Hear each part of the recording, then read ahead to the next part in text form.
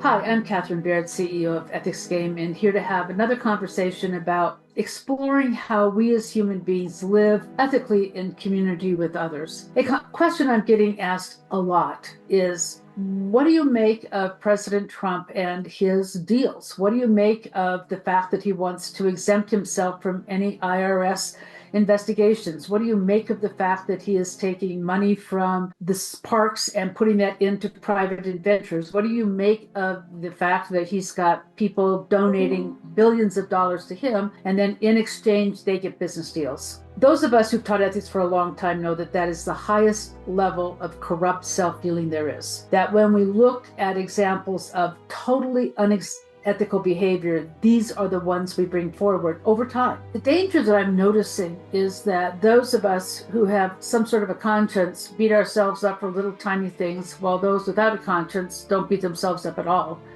And it continues. And so the question becomes, what does a person of goodwill do when faced with that level of self-dealing? Do you just look and see, where am I looking for favors? Where am I abusing power? When it's in our backyard, when we're faced with it every day, what do we do? The first thing we have to do is to figure out what it is about those who enable President Trump, who go along with the game, are trying to get, because that gives us insight to where we might be tempted to try the same thing. All of the people around President Trump are hoping for favors. They're hoping for more power, prestige, money, access to wealth, access to wealthy people. And so in the process, they have to decide what of their values they are willing to give up, what of their commitments they are willing to give up. And we see, looking at the history of some of our politicians, of what they purported to stand for 10 years ago and what they're doing now, is that many of them have totally abandoned the principles on which they ran initially. The question then for us becomes, where are we being consistent with what we think is important? Where are we being consistent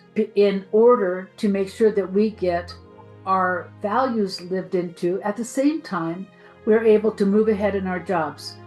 We're able to manage with friends and colleagues. We are able to see how to survive and thrive in this community. Ethics is often about trade-offs, but at the end of the day, each of us have to decide how we will live, and, to use an old example, what we want our obituary to say, what we want our legacy to be. In that way, Trump is not a good example, because my expectation is that history will not be kind to him, nor those who have enabled him.